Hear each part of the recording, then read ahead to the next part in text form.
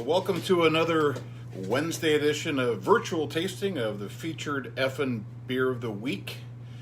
Thanks for joining us. Hope you have a great time. Tonight we are tasting Fogged In. It's a old ale, and this was brewed last fall when we were having some foggy weather. So it's got some aging on it.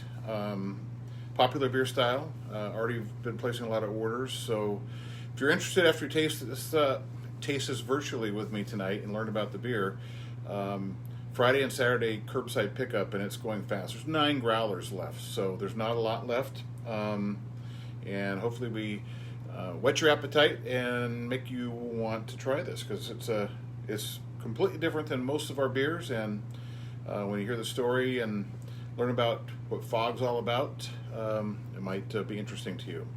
So I'll go over the recipe, some details.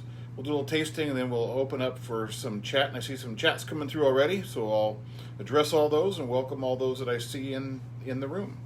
So here we go. It's a old ale, and it's a 9% alcohol by volume beer. So it's a big beer, and it's got 73 IBUs.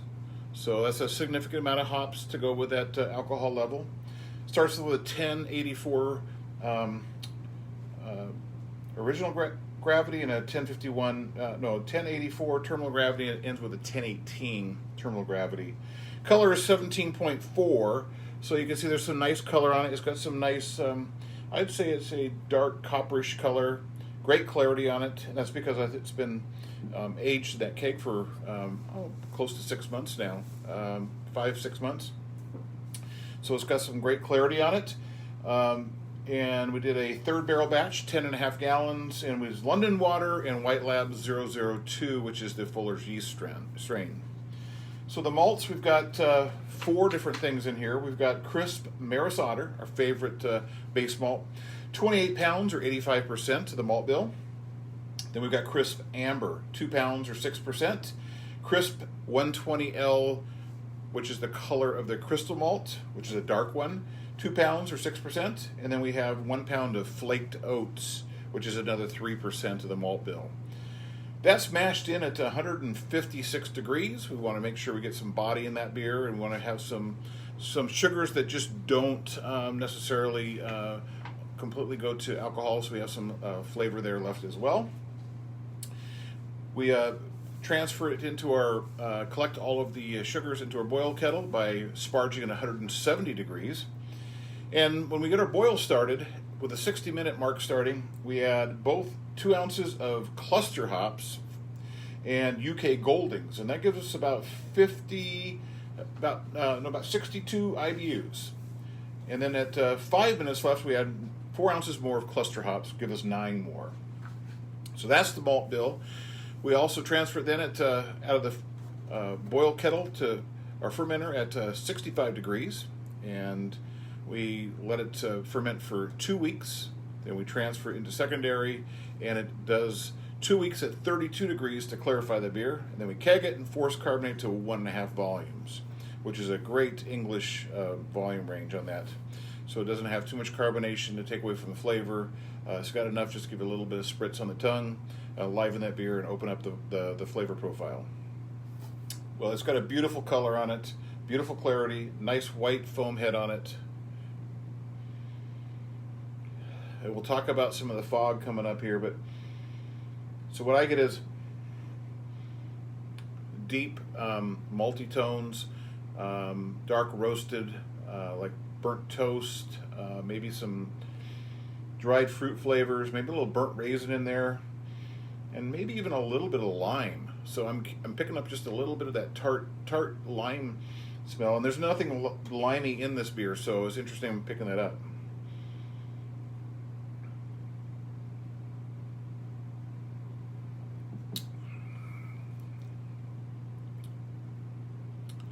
Great complexity to this beer. Starts off with just a light sweetness of the malty tones.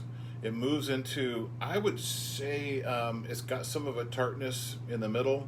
Moves to the back with a nice dry, lingering stone fruit kind of flavor. I'm getting that burnt raisin flavor and toasty biscuit, toasty bread kind of flavor. But the finish is building. After you swallow it, it doesn't just disappear.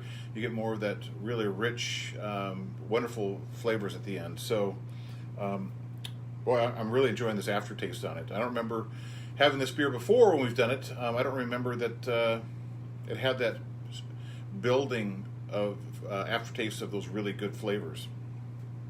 Very interesting. Let me take another taste here.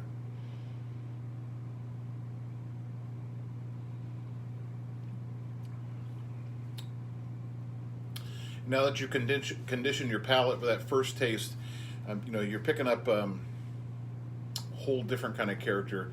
I'm getting more of the malty tones on it, a little bit less of that tartness on it. The bitterness, since this is about 6 months old, the IBUs, those 73 IBUs, are very soft, and it's more of a drying out instead of a bitterness, hoppy bitterness on it. So, boy, it sure is delicious. I think it would go wonderful with a lot of different foods.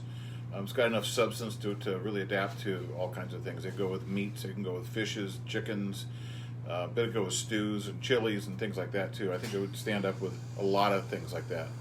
Very delicious.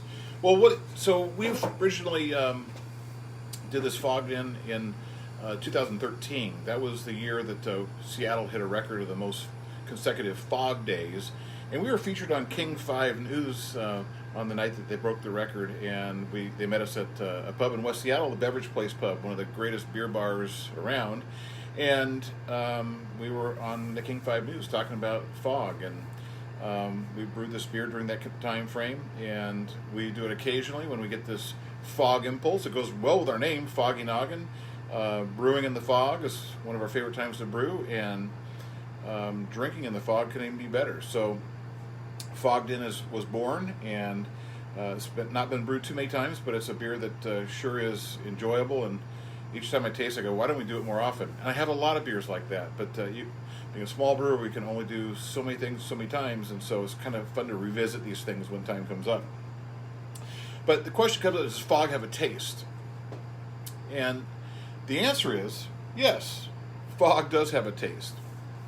Well, what is fog? Fog is water moisture. It's really a low-hanging cloud that's been pushed low to the ground, and it's got a lot of water moisture in it. And usually when fog forms, it's pulling through lower to the level is, so you're going to be breathing more of what's in the atmosphere. So what is in the air at that time?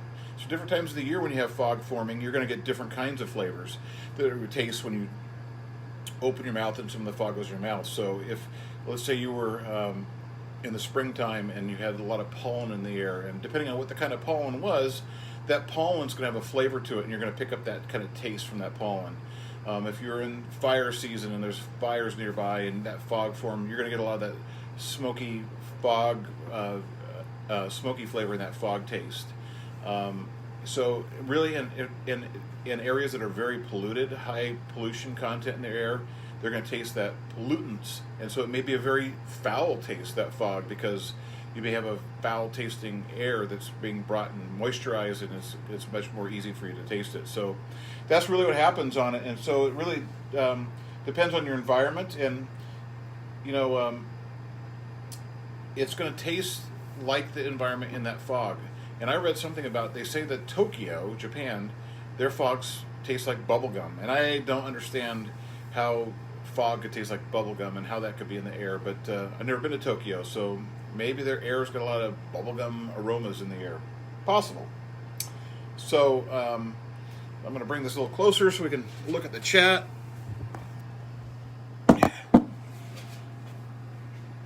First of all, we've got Kim, we've got Brad, we've got Stephanie, we've got Fred, and we've got Roxanne, and Fred says, got some now on the Columbia. Okay, got some fog there. Nice. It's a perfect time to talk about fog when you experience it. And we had fog earlier this week, so it was perfect timing for us to release this beer. We got Mark, we got Jeff, we got Maureen. Jeff says, sounds yummy. We got Sean. Fred says, I would say you describe your beer much like Shakespeare wrote the plays. You're a champion. Well, I'm no Shakespeare, but if I can make the beer sound half as good as it tastes, then I think I'm doing my job. We got Gwen, we got Kathy, And we have Robbie, and Robbie says tasty beer and educational content. What a bonus. And we have Adam. Well, I try to make this educational, and there's a lot of you that are either brewers or have been brewers or home brewers or interested in becoming home brewers. It's fun to know what's in the beers, and it's fun to know what tastes are in there. So as you taste a beer the next time, you might think of, I remember when I was listening to Foggy Noggin do a virtual tasting, and they picked up those characters in it, and it may open up your eyes and experience beers at a new level. And knowledge is king, and enjoying the beer is what it's really all about. But the more you know about it, the more you may even enjoy it. So that's really what we're all about here with Foggy Noggin is we don't hide things. We'll share everything because the joy of sharing is more fun than the joy of making. I'll cheers to that. You can quote me on that one.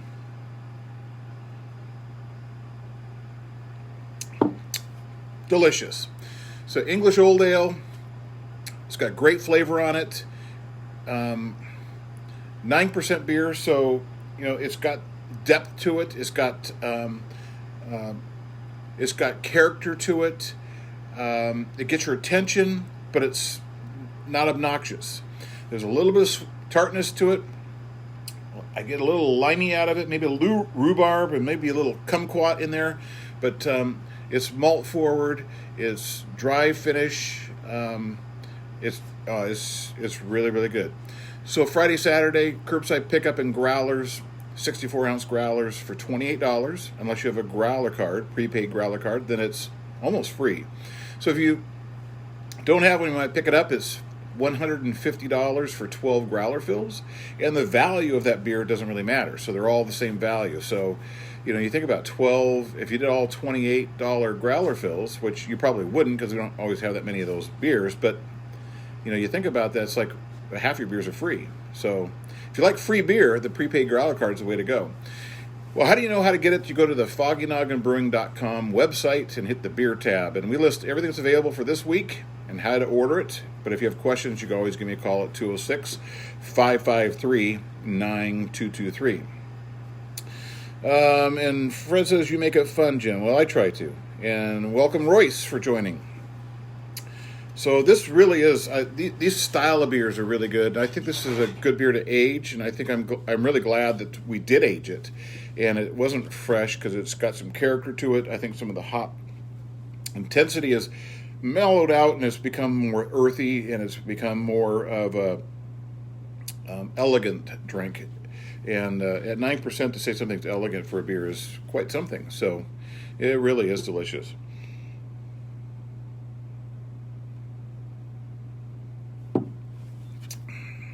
As you're thinking about what beers to pick up this weekend, too, it's never too early to start thinking about Valentine's Day.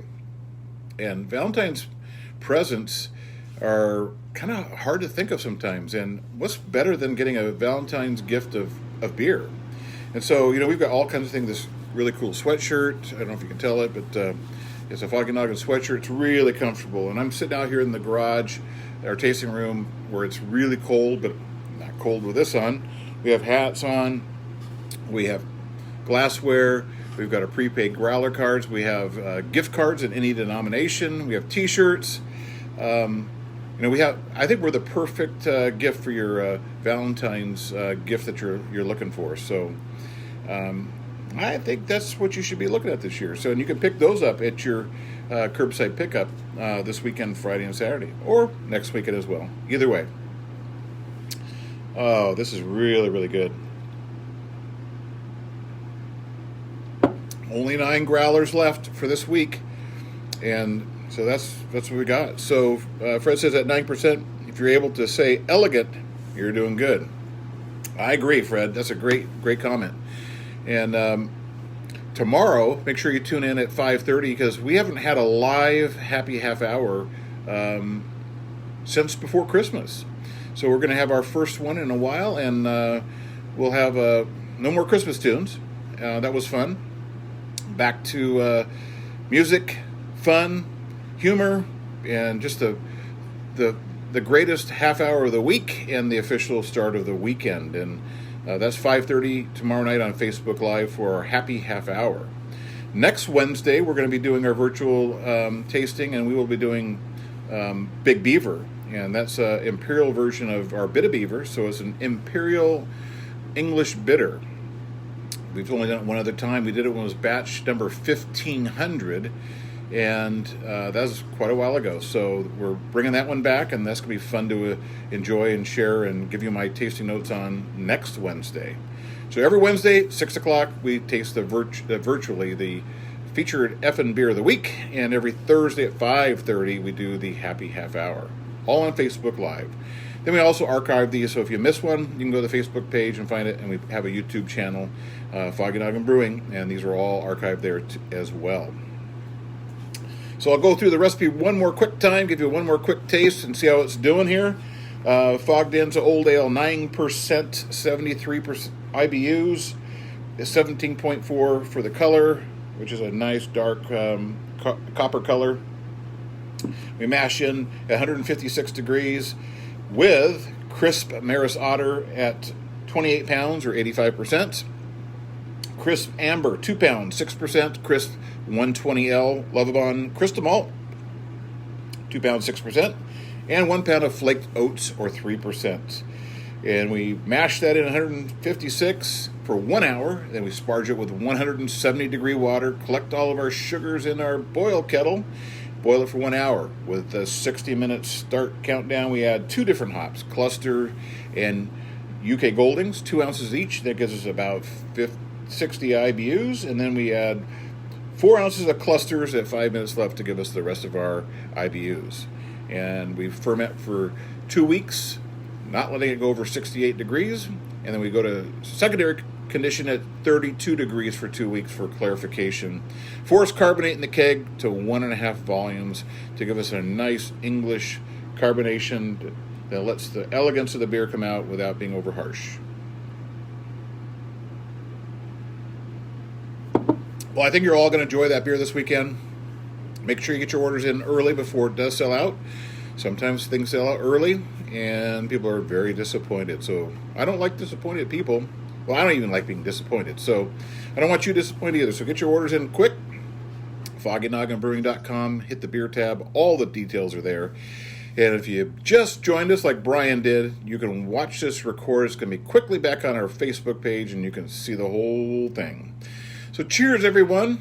Be safe out there, and we'll see you tomorrow night for our Happy Half Hour. And we'll see you this weekend for Curbside Pickup. Cheers.